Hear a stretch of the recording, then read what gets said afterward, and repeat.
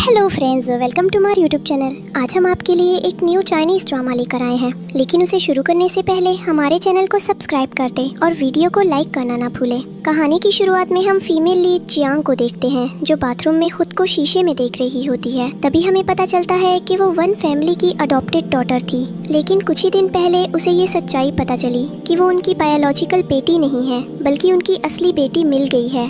इसलिए उन लोगों ने जियांग की इंगेजमेंट को उसके फियांसे से तोड़कर अपनी रियल डॉटर से करवा दी। ये जानने के बाद जियांग खुद को देखते हुए कहती है, बस अब बहुत हो गया, अब मैं तुम्हारे साथ और नाइंसाफ़ी नहीं होने दूंगी, चाहे कुछ भी हो जाए। तभी एक सर्वेंट जोर जोर से उसका दरवाज़ा पीटने लगती है। जियांग गुस्से में दरवाज़ा खोलती है और उसे बस देखती ही है, जिससे वो डर जाती है और कहती है, मैडम जियांग, आपकी फैमिली ने आपको रेडी होकर बैंक्वेट में आने को कहा है। तो जियांग कहती है, ठीक है, और दरवाज़ा बंद कर लेती है। इसके बाद वो खुद से कहती है, क्या आज मैं उससे मिल पाऊंगी। उधर हम जियांग को देखते हैं, जो अपने बेड पर सो रहा होता है। तभी उसे कोई सपना आता है, जिससे वो डिस्टर्ब हो जाता है और अचानक उठ बैठता है। इसके बाद हम फ्लैशबैक में देखते हैं कि जियांग नीचे पड़ा होता है और बहुत ज्यादा ड्रंक होता है। उसी समय जियांग वहाँ से गुजरती है, उसकी हालत देखती है और उसे कुछ दवाइयाँ खिलाती है। इसके बाद तुरंत जियांग को बेटर फील होता है और वो जियांग से कहता है, तुमने मेरी जान बचाई है, बताओ तुम्हें क्या चाहिए, तुम मेरी सेवियर हो। तो जियांग जवाब देती है, मुझे कुछ भी नहीं चाहिए, और वहाँ से जाने लगती है। तभी जियांग उसे रोकता है और कहता है, रुको। फिर वो अपनी गर्दन से एक जेड पेंडेंट निकालकर उसे देता है और कहता है, ये रख लो। तो जियांग वो लॉकेट लेती है और वहाँ से चली जाती है। नेक्स्ट सीन हम पार्टी का देखते हैं, जहाँ पे याओ याओ बाकी सारी वैन फैमिली के साथ बैठी होती है। तभी जियांग वहाँ आती है और जब वो आती है तो वो इतनी सुंदर लग रही थी कि सब उसे ही देखते रह जाते हैं और कहते हैं कि ये सुंदर लड़की कौन है। तभी याओ याओ ध्यान से देखती है तो वो जियांग थी। जिसके बाद जियांग मिस्टर वैन को धक्का देकर पीछे करती है और बैठकर खाना खाने लगती है, और उसका ये रूप तो वैन फैमिली से हजम ही नहीं हो रहा था। तभी याओ याओ कहती है कि मुझे लगता है कि जियांग ने अभी तक मुझे एक्सेप्ट नहीं किया, और चैन का हाथ पकड़कर कहती है, सिस्टर, अगर आप इसलिए मुझसे नाराज हैं कि मैंने तुमसे तुम्हारा फियांसे छीन लिया है तो तुम गलत हो, क्योंकि मैंने इसे नहीं छीना। चैन को मैं ही पसंद हूँ और आप किसी को फोर्स नहीं कर सकते खुद को पसंद करने के लिए। लेकिन जियांग उनको कोई जवाब नहीं देती, बल्कि चुपचाप अपना खाना एंजॉय कर रही होती है। जिसके बाद मिस्टर वन जियांग को कहते हैं, क्या तुम्हें सुनाई नहीं देता कि मैं तुमसे बात कर रहा हूँ? ये क्या तरीका है तुम्हारा? और उसकी प्लेट में फोर्क खींच कर मारता है, जिससे सारे मेहमान उन्हें ही देखने लगते हैं। तभी जियांग भी एकदम से चुप हो जाती है और उसकी साइलेंस में कुछ तो था जो सब डरे हुए थे। जिसके बाद जियांग आराम से अपना खाना खाती है और नैपकिन से अपना मुंह साफ करती है और कहती है कि मुझे लगता है कि तुम लोग वैसे नहीं मानोगे। जिसके बाद चेंग चेन को कहती है, तुम इस पर यकीन कर रही हो? क्या तुम्हें पता है कि इसने कितनी ट्रिक्स यूज की हैं तुम्हें पाने के लिए? तो याओ याओ चेन को कहती है, नहीं, ये बात नहीं है, ये झूठ है। जिस पर चेन कहता है, आई ट्रस्ट यू बेबी, ये जो भी कहती रहे मुझे तुम पर यकीन है। तो चेंग उसे देखकर हंसने लगती है और कहती है, इसको तुम पर ट्रस्ट है, लेकिन तुम इस पर बिल्कुल भी ट्रस्ट मत करना, क्योंकि ये तो वो आदमी है जिसने अपनी मदर इन लॉ को ही नहीं छोड़ा। तुम्हें पता है क्या कि तुम्हारी मॉम का चक्कर इससे ही चल रहा है? ये आदमी तुम्हारी मॉम से अफेयर चला रहा है। जो सुनकर याओ याओ बहुत गुस्सा हो जाती है और चेन चाकू उठाकर चेंग को मारने लगता है, लेकिन याओ याओ उससे वो चाकू लेकर उसे ही डराने लगती है और सब लोग ये सब ड्रामा एंजॉय कर रहे होते हैं। जिसके बाद हम चेंग अपने डैड को कहती है कि और आप भी ज्यादा खुश मत होइए, आपकी कंपनी के सारे पैसे आपकी वाइफ ने स्टॉक मार्केट में लगाकर हार चुकी है। जिसके बाद वो गुस्से में मिसेस वेंग को डांटने लगते हैं। फिर जंग कहती है, पिक्चर अभी बाकी है मेरे दोस्त, और मिसेस वेंग से कहती है कि मिस्टर वेंग ने बाहर एक और लेडी रखी हुई है और वो भी तुम्हें धोखा ही दे रही है। और अब वो सब एक दूसरे से लड़ रहे थे। जिसके बाद मिस्टर वेंग जंग को कहते हैं, तुम ये सब कुछ क्यों कर रही हो? दफा हो जाओ हमारी फैमिली से, आज के बाद मैं तुम्हें दोबारा नहीं देखना चाहता, तुम हमारी वेंग फैमिली का हिस्सा नहीं हो आज से। तो जंग वहाँ से चुपचाप चली जाती है और जाते जाते सोच रही होती है कि अब मुझे अपने रियल पेरेंट्स को ढूंढना होगा। वो शायद विलेज में रहते हैं और वहीं ही लास्ट टाइम मुझे वो मिला था। आई होप मैं उसे दोबारा देख सकूं। दूसरी तरफ हम जैंग को देखते हैं, जिसका असिस्टेंट उसके पास आता है और उससे कहता है कि सर, उनकी लोकेशन का पता चल गया है। तो जैंग कहता है, चलो फिर वहाँ उसके साथ सीखने का वक्त आ गया है। जिसके बाद जैंग का असिस्टेंट उसी विलेज में जाकर एक आदमी को गन पॉइंट पर पकड़ लेता है और कहता है कि तुम्हारा खेल अब खत्म हो गया है, बेहतर यही होगा कि तुम शराफत से खुद को सरेंडर कर दो। तभी जैंग गलती से वहाँ आ जाती है तो वो आदमी जैंग को पकड़कर उसके सर पर पिस्टल रख देता है और कहता है कि अगर तुम लोगों ने मुझे यहाँ से जाने नहीं दिया तो मैं इस लड़की को मार दूंगा। तभी वहाँ जैंग आता है और उसकी नजर जियांग पर पड़ती है तो वो मन में कहता है कि ये तो वही लड़की है जो मेरे सपनों में आती है। जिसके बाद वो उस आदमी से कहता है कि छोड़ दो इस लड़की को। तो वो कहता है नहीं, तुम मुझे यहाँ से जाने दो तो मैं इसे छोड़ दूंगा। तभी जिया उसे किक मारकर उसके हाथ से गन ले लेती है और तभी जिया उसे शूट कर देता है। जिसके बाद असिस्टेंट उसे पकड़कर वहाँ से ले जाता है। तभी जिया के पास जाता है और उससे कहता है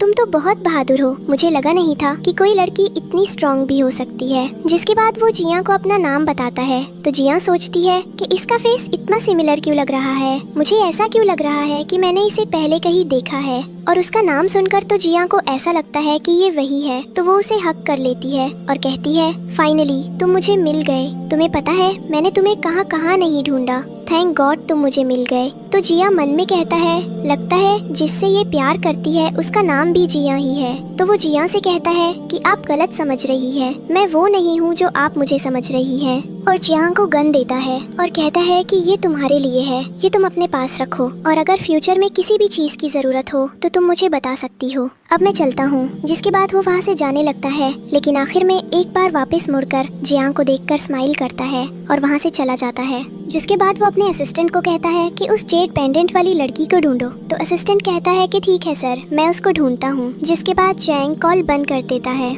इसके बाद जैंग अपनी ग्रैंडमदर की शॉप ढूंढकर वहाँ जाती है और मन में कहती है कि यहाँ ही रहता था। तभी वो देखती है कि कुछ गुंडे उसकी ग्रैंडमदर को परेशान कर रहे थे और उनसे प्रोटेक्शन फी मांग रहे थे। तो ग्रैंडमदर कहती है कि मेरे पास कोई पैसे नहीं है। तो वो कहते हैं कि ऐसा कैसे हो सकता है, तुम्हारी ग्रैंडडॉटर तो एक बहुत रिच फैमिली ने अडॉप्ट किया है ना। तो ग्रैंडमदर कहती है हाँ, लेकिन ये मेरा प्रॉब्लम नहीं है, वो अपने घर में ही खुश है, मेरा उससे कुछ लेना देना नहीं है। तभी वो गुंडे ग्रैंडमदर का सामान उठाकर फेंकने लगते हैं। तभी जियांग उस गुंडे के सर पर पत्थर मारती है और कहती है कि यहाँ क्या चल रहा है, तुम लोग मेरी ग्रैंडमदर को क्यों तंग कर रहे हो। तो वो आदमी कहता है ओह देखो तो कौन आया है, वैन फैमिली की बड़ी और अमीर बेटी आई है। तभी जियांग ग्रैंडमदर को कहती है कि आप जाओ अंदर, इनको मैं देख लूंगी। तो ग्रैंडमदर कहती है कि तुम यहाँ क्यों आई, तुम्हें इन लोगों के मुंह ही नहीं लगना चाहिए, ये लोग यहाँ के बहुत बड़े गुंडे हैं। तो जियांग कहती है कि कुछ नहीं होगा, आप अब अंदर जाओ। जिसके बाद ग्रैंडमदर अंदर चली जाती है। तो वो गुंडा जियांग को कहता है कि लगता है हमें हमारे पैसे देने के लिए ग्रैंडमदर को अंदर भेजा गया है, वैसे मानना पड़ेगा ये ब्यूटी लक बड़ी फ्लेवरफुल है, आई वांट टू टेस्ट। तभी जियांग अपने बैग से गन निकालती है तो वो सब नी डाउन हो जाते हैं और जियांग से माफी मांगने लगते हैं और कहते हैं प्लीज गोली मत चलाना सिस्टर प्लीज। तभी जियांग मन में कहती है कि मैंने सोचा नहीं था कि मुझे इतनी जल्दी जियांग की दी हुई गन की जरूरत पड़ जाएगी। और तभी जियांग उनसे पूछती है कि आज के बाद तुम मेरी ग्रैंडमदर को तंग करोगे।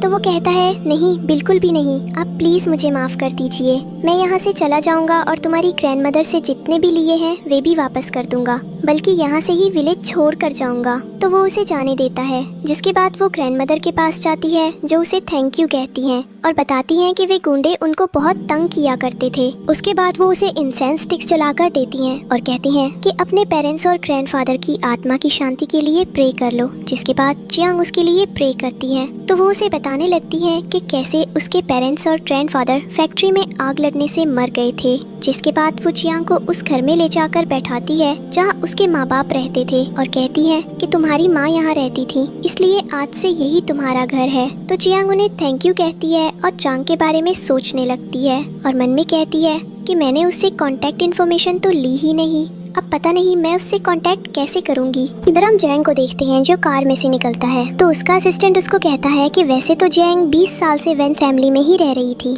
लेकिन अब कुछ दिन पहले सडनली ये बात सामने आई कि वो वैन फैमिली की अडॉप्टेड डॉटर है और उन्हें उनकी बायोलॉजिकल डॉटर मिल गई। तो उन्होंने जियांग को अपनी फैमिली से बाहर निकाल दिया और अब जो वैन फैमिली की बायोलॉजिकल डॉटर है उसका नाम याओ याओ है। जिसके बाद हम याओ याओ को देखते हैं जो यन का दिया जेड पेंडेंट देख रही होती है। वो मन में कहती है कि ये एक बहुत इंटरेस्टिंग चीज मिली है, ये जियांग के रूम से मिला है, चलो कुछ तो अच्छा मिला। जिसके बाद वो उस लॉकेट को देखने लगती है। तभी वहाँ जियांग आता है और याओ याओ के हाथ में वो लॉकेट देखकर उसके पास आ जाता है। तो याओ याओ मन में कहती है कि ये तो यहाँ का सबसे अमीर आदमी है, जब से आया है उसकी नजर सिर्फ लॉकेट पर ही है, मुझे लगता है कि ये इसका ही है, जियांग ने जरूर उसकी जान बचाई होगी, तभी उसने अपना लॉकेट जियांग को दिया होगा। मुझे इस बात का पूरा फायदा उठाना चाहिए, ये ना हो कि देर हो जाए फिर। जिसके बाद वो जैंग से कहती है, क्या तुम्हें मैं याद हूँ? मैंने तुम्हारी जान बचाई थी, और उसे लॉकेट दिखाती है। तो जैंग थोड़ा हैरान था, जिस पर वो याओ याओ से कहता है, तो क्या आपको याद है कि मुझे क्या हुआ था? आपने कब बचाया था? तो वो कहती है, हाँ, तुम बहुत अनकॉन्शियस थे, जो सच भी था। तो जैंग उससे कहता है, तो तुम्हें क्या चाहिए फिर? तो याओ याओ कहती है कि अभी मुझे टाइम चाहिए, थोड़ा मैं सोच कर बताऊंगी। जिसके बाद कार में बैठकर जांग असिस्टेंट को कहता है कि ये के बावजूद भी वो जेड पेंडेंट मेरा ही है, लेकिन फिर भी मुझे लगता है ये वो लड़की नहीं है जिसने मुझे बचाया था। जिसके बाद वो जियांग को कॉल करता है और कहता है कि आप गन्स में काफी इंटरेस्टेड हैं और मैं आज गन्स की एग्जीबिशन में जा रहा था, तो मैंने सोचा कि मैं तुम्हें भी ले चलूं। क्या तुम मुझे ज्वाइन करना चाहोगी? तो जियांग कहती है, ठीक है, मैं आ जाऊंगी। तो वो कहता है कि मेरी कार आपको लेने आ जाएगी। जिसके बाद जियांग जांग के असिस्टेंट के साथ जांग के पास जाती है, तो जांग उसे वेलकम करता है। तो जियांग कहती है, गन्स कहाँ है? तभी हम जांग के चिट्ठी भाई यू को देखते हैं, जो जियांग को देखकर कहता है, तो ये है वो मैडम जिनको गन्स का बहुत शौक है। तो वो उसे देखकर हंसने लगती है और कहती है, तुमसे ये मेरी पहली मीटिंग है, काफी डायरेक्ट हो तुम। तो वो कहता है, क्या मतलब? तभी वो देखता है कि उसकी पैंट की जिप खुली हुई थी, जो देखकर वो वहाँ से भाग जाता है। जिसके बाद जैंग उसे गन्स दिखाने लगता है और जैंग भी बहुत शौक से उन्हें देख रही होती है। जिसके बाद जैंग उसे कहता है कि तुम डिनर तक तो रुक जाओ, मेरे साथ डिनर करके जाना। तो जैंग कहती है कि नहीं, परदादी मेरा वेट कर रही है, मैं घर जाकर ही उनके साथ ही खाना खाऊंगी। जिसके बाद वो कहता है कि अच्छा, तो मैं तुम्हें छोड़ के आता हूँ। जिसके बाद वो जैंग के साथ गेट तक जाता है, तो रास्ते में बहुत सारी कार्स थी, जो देखकर जैंग से कहता है कि यहाँ बहुत कार्स है, तुम एक काम करो, यहाँ से थोड़ा दूर जाओ, मैं कार पार्क करके आता हूँ। तो जैंग कहती है ठीक है, और नीचे उतर जाती है।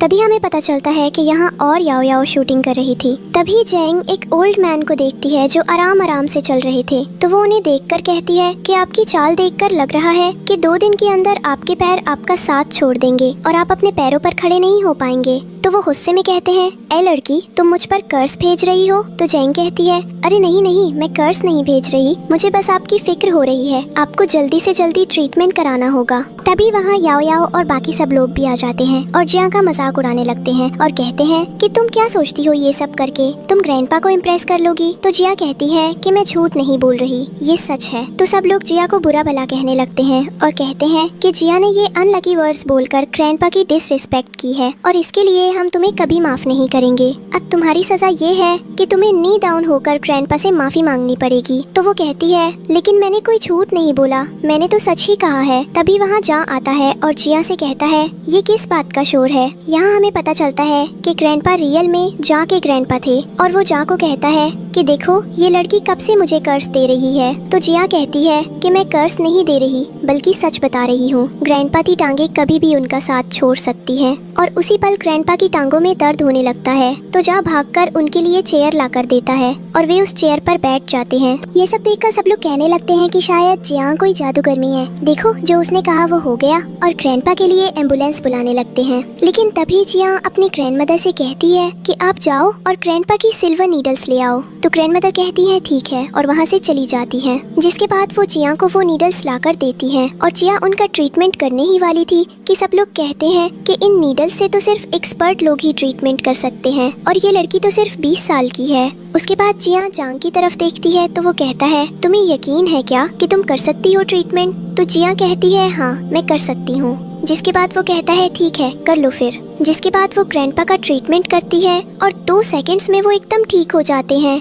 जिसके बाद वो उनको खाने के लिए मेडिसिन भी खिला कर देती है। तो ग्रैंडपा उससे कहते हैं, आई एम सॉरी, मुझे पता नहीं था कि तुम ट्रीटमेंट जानती हो, बहुत बहुत थैंक यू मुझे बचाने के लिए। तो वो कहती है ये तो मेरा फर्ज था। तभी पूरे गांव वाले जो थोड़ी देर पहले उसके खिलाफ थे, अब उसके ट्रीटमेंट कराने के लिए उसकी रिक्वेस्ट करने लगते हैं। तो जियांग कहती है हाँ, मैं सबका इलाज करूंगी, लेकिन यहाँ नहीं, अपने घर पर। जिसके बाद जैंग उसे देखकर सोचता है कि पक्का जियांग ही वो लड़की है जिसने मेरी जान बचाई है। जिसके बाद जियांग दोनों को बाय कहकर वहाँ से चली जाती है और तभी जैंग को किसी का कॉल आता है। तो वो कहता है ओके, मैं आ रहा हूँ, और ग्रैंडपा को कहता है चले ग्रैंडपा, पहले मैं आपको घर छोड़ दूँ, फिर मुझे कहीं और काम से जाना है। तो ग्रैंडपा कहते हैं ठीक है।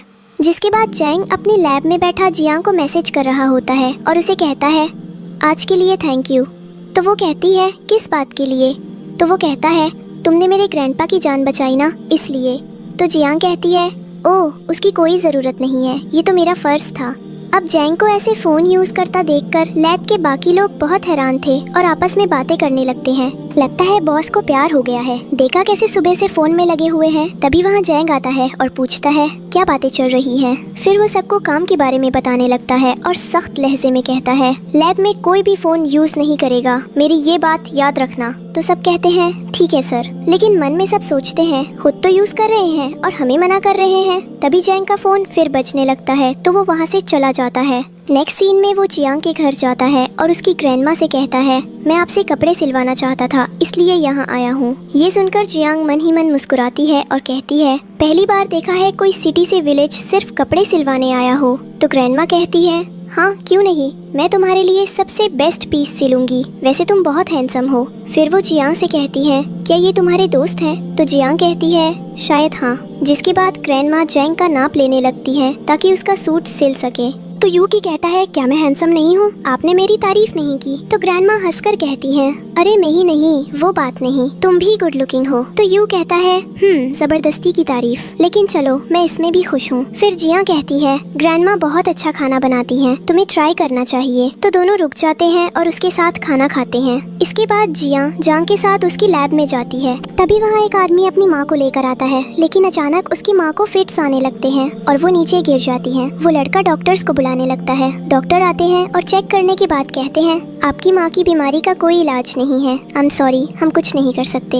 ये सुनकर वो लड़का रोने लगता है, घुटनों पर बैठ जाता है और सबसे विनती करता है प्लीज मेरी माँ को बचा लीजिए। तो डॉक्टर्स कहते हैं हमारे बस में नहीं है। तभी वहाँ जिया आती है और उनका ट्रीटमेंट करने लगती है। डॉक्टर्स उसे रोकते हैं और कहते हैं अगर इस औरत को कुछ हो गया तो जिम्मेदारी कौन लेगा? तो जिया कहती है मैं लूंगी। जां भी कहता है हाँ मैं भी जिम्मेदारी लेता हूँ। फिर जिया नीडल से उनका ट्रीटमेंट करने लगती है। पहले तो हालत और खराब हो जाती है, सब डर जाते हैं, लेकिन तभी वो उनके सिर पर एक खास पॉइंट पर नीडल लगाती है और अचानक वो औरत पूरी तरह ठीक हो जाती है। उसका बेटा जिया को बहुत बहुत थैंक यू कहता है और अपना डेबिट कार्ड आगे बढ़ाता है, इसमें मेरी पूरी लाइफ की सेविंग्स है, ये आप रख लीजिए। तो जिया कहती है नहीं मुझे इसकी कोई जरूरत नहीं है, बस इनका ध्यान रखिएगा। वो सिर झुकाकर धन्यवाद कहता है और अपनी माँ को लेकर चला जाता है। जैंग उसे देखता है और मन में सोचता है कितनी अच्छी लड़की है, इसको कोई लालच ही नहीं है। तभी वहाँ ग्रैंडपा आते हैं, जियांग की बहुत तारीफ करते हैं और कहते हैं अब मेरी पल्स चेक करो।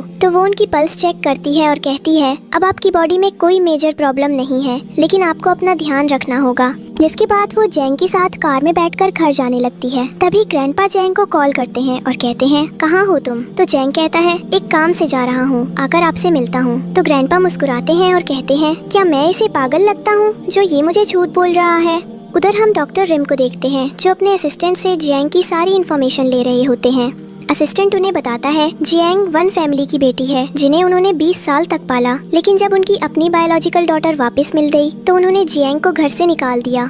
डॉक्टर रिम मुस्कुराकर कहता है जियांग बहुत ही टैलेंटेड है, तुमने देखा नहीं था? उसने उस औरत को सिर्फ 2 मिनट में ठीक कर दिया था। अगर वो हमारे हॉस्पिटल में आ जाए तो हमारा सारा काम आसान हो जाएगा, हम कुछ ही दिनों में माला माल हो जाएंगे, हर तरफ बस पैसा ही पैसा होगा। हमें किसी भी हाल में जियांग को अपने हॉस्पिटल आने के लिए कन्विंस करना होगा, बस यही प्लान है। इसके बाद हम जियांग की माँ को देखते हैं जो अपनी कैट को प्यार कर रही होती है। तभी वो कैट के पंजे देखती है जहाँ खून लगा होता है। वो कहती है ये देखो, मुझे लगा ये पानी मांग रही थी, लेकिन इसके पंजों पर तो खून लगा हुआ है। तो जियांग कहती है हो सकता है किसी को हमारी मदद की जरूरत हो, हमें पुलिस को कॉल करनी चाहिए। उसी वक्त उसकी ग्रैंडमा उसके ग्रैंडपा का बॉक्स उठाकर लाती है और उनके हॉस्पिटल के बारे में बताने लगती है। जियांग हॉस्पिटल का नाम सुनकर थोड़ा हैरान होती है क्योंकि ये वही हॉस्पिटल था जहाँ डॉक्टर रिम काम करता था। वो पूछती है ये हॉस्पिटल ग्रैंडपा का था? तो ग्रैंडमा कहती है हाँ वो हॉस्पिटल तुम्हारे ग्रैंडपा का ही था, लेकिन फिर कुछ ऐसा हुआ जो कभी नहीं होना चाहिए था। तुम्हारे ग्रैंडपा ने एक लड़के का ट्रीटमेंट किया था, लेकिन वो मर गया। उसके पेरेंट्स ने तुम्हारे ग्रैंडपा पर केस कर दिया और उसके बाद उन्होंने डॉक्टर का काम ही छोड़ दिया। फिर सच्चाई सामने आती है, असल में ये सब डॉक्टर रिम की ही चाल थी, उसी ने ग्रैंडपा के खिलाफ ये साजिश रची थी। इसके बाद हम जिया को देखते हैं जो जांग के असिस्टेंट के साथ उसी लड़के जिंग के सामने खड़ी होती है, वही लड़का जिसके मरने के इल्जाम में ग्रैंडपा पर केस हुआ था।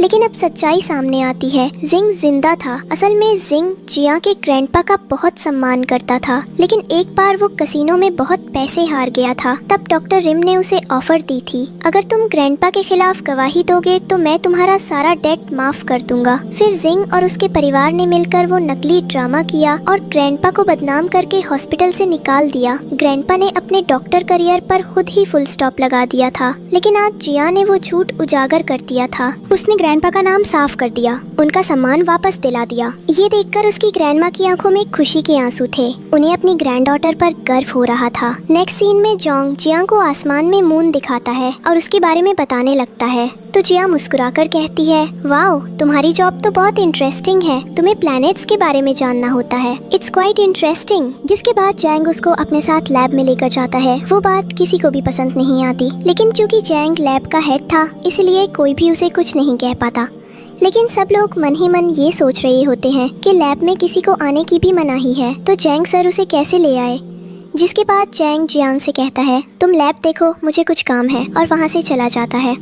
तब लैब के वर्कर्स जियांग को बुली करने की कोशिश करते हैं, लेकिन वो जियांग थी, कोई भी उसे आसानी से बुली नहीं कर सकता था, बल्कि उल्टा जिया तो उनके उस एक्सपेरिमेंट को भी सक्सेसफुल बना देती है, जिस पर वो लोग काफी समय से काम कर रहे थे, लेकिन कोई नतीजा नहीं निकल पा रहा था। ये देखकर सब लोग शॉक्ड रह जाते हैं कि इसने ये सब सिर्फ एक दिन में कैसे कर लिया। जिसके बाद लैब मैनेजर जियांग को शाबाशी देता है और कहता है, अब से इस लैब में कोई भी तुम्हारी एबिलिटीज पर शक नहीं करेगा, तुम फिक्र मत करो। जबकि बाकी वर्कर्स जियांग से जेलस हो रहे होते हैं। जिसके बाद लैब मैनेजर बाकी वर्कर्स से कहता है, आज से जियांग तुम्हारी टीचर है और वही तुम्हें सब कुछ सिखाएगी। तो वो सब ये सुनकर झगड़ने लग जाते हैं और कहते हैं, जब वो हमारी फील्ड की ही नहीं है तो हमें कैसे सिखा सकती है। तो मैनेजर कहता है, वो तुम सबसे ज्यादा जानती है, जिस प्रोजेक्ट का एक्सपेरिमेंट तुम लोग इतने समय से कर रहे हो वो उसने एक दिन में सक्सेसफुल कर दिया। फिर भी वो लोग कहते हैं, फिर भी हमारी ईगो इस बात के बीच में आ रही है कि हम जिया से क्लासेस लें। और ये सारी बात जांग भी सुन रहा होता है। तभी जिया उससे पूछती है,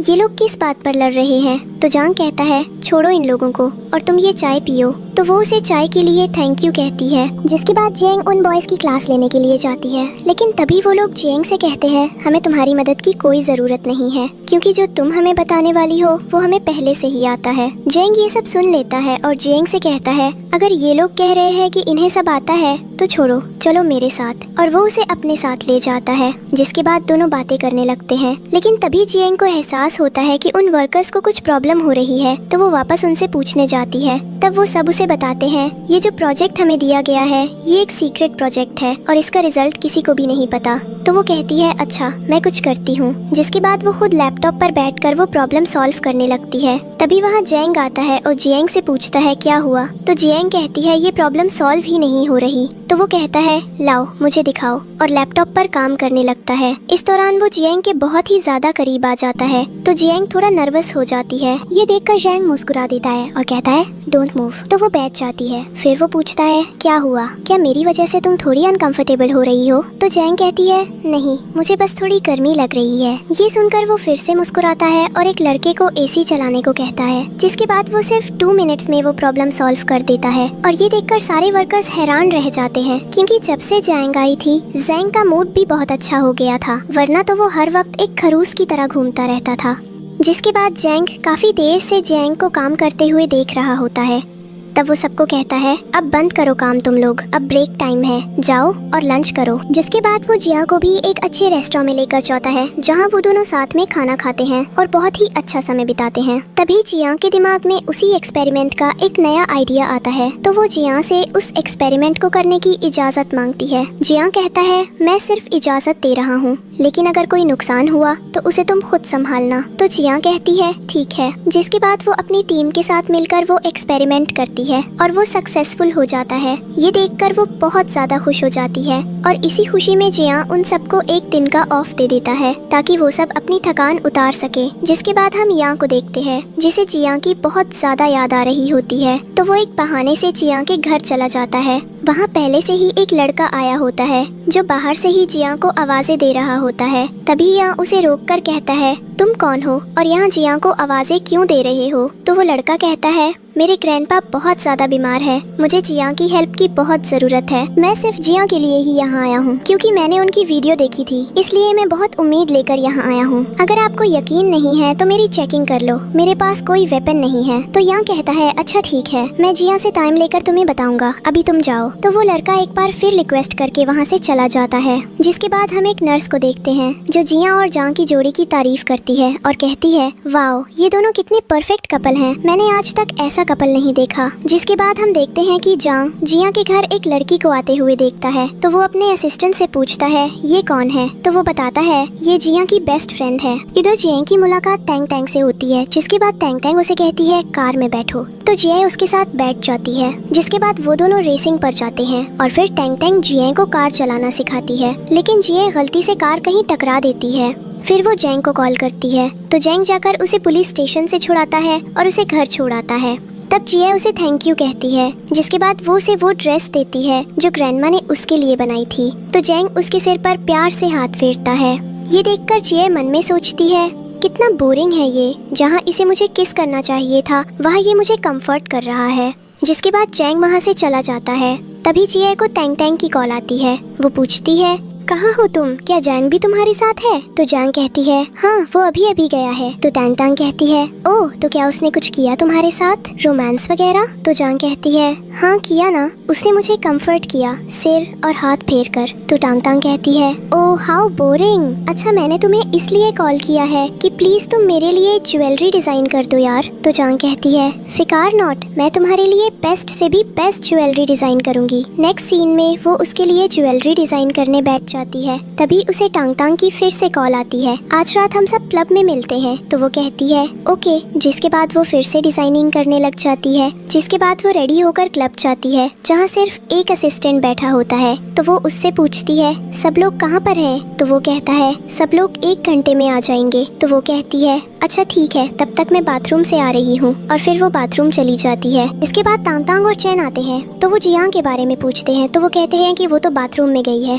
तांग तांग कहती है, मैं देख कर आती हूँ। और फिर वो जियांग को देखने बाथरूम जाती है। तभी किसी ने उसके मुंह पर कोई कपड़ा डालकर उसे उठा कर ले जाता है। इधर जिया जब बाथरूम से बाहर निकलती है तो एक लड़की को देखती है, जिसके गेटअप को देखकर उसे थोड़ा अजीब सा लगता है, पर फिर भी जिया उसे इग्नोर कर देती है और अंदर चली जाती है। वहाँ तांग तांग नहीं होती, तो वो तांग तांग को ढूंढने लगती है और चैन से कहती है, कहाँ है वो? तो चैन कहता है, वो तो यहाँ नहीं है, बल्कि वो तो तुम्हारे पीछे गई थी ना, तो उसे तो तुम्हारे साथ होना चाहिए ना। तभी जिया को याद आता है कि वो लड़की जो उसके पास से गुजरी थी, जरूर कोई गड़बड़ है, और वो कहती है ओह नो, और बाहर भागती है। बाहर आती है तो याओ याओ जिया को देखकर हैरान हो जाती है और कहती है, तुम यहाँ? अगर तुम यहाँ हो तो किडनैप कौन हुई है? तो जिया उसका गला पकड़कर पूछ लेती है, बताओ टैंग टैंग कहाँ है? तो वो रूम 9 बता देती है। दूसरी तरफ हम एक आदमी को देखते हैं जो टैंग टैंग को जिया समझ कर ले आया था, पर वो उससे कहता है कि मुझे कोई अफसोस नहीं अपनी गलती पर, क्योंकि तुम भी बहुत खूबसूरत हो और आज रात मेरी तुमसे रांझीन हो जाएगी। तो टैंग टैंग होश में आती है और कहती है, तुम बकवास बंद करो, मेरी फैमिली तुम्हें छोड़ने वाली नहीं है, समझी? लेकिन फिर भी वो टैंग टैंग के साथ जबरदस्ती करने लगता है। तभी जिया अंदर आती है और उसे एक किक मारती है और कहती है, तुम्हारी हिम्मत कैसे हुई ये सब करने की, मेरी दोस्त को हाथ लगाने की? जिसके बाद वो उसे एक थप्पड़ मारती है। और अभी तो वो धुलाई शुरू करने ही वाली थी कि वहाँ जैंग आ जाता है और असिस्टेंट से कहता है, इन दोनों को पुलिस स्टेशन ले जाओ। तो वे तीनों को पुलिस स्टेशन ले जाते हैं। तभी याओ याओ जांग से कहती है, तुम मेरे साथ ऐसा कैसे कर सकते हो? मैंने तुम्हारी जान बचाई है, मैं तुम्हारी सेवियर हूँ। तो वो कहता है, क्या सच में तुमने मेरी जान बचाई? वो कहती है, हाँ। तो वो कहता है, तुम्हें क्या मैं पागल दिखता हूँ कि तुम जो भी बोलो मैं यकीन कर लूँ? तो याओ याओ कहती है, ओ, तो तुम्हें पता चल गया। जिसके बाद जांग कहता है, जाओ, इसे यहाँ से ले जाओ, और उसे भी पुलिस स्टेशन ले जाया जाता है।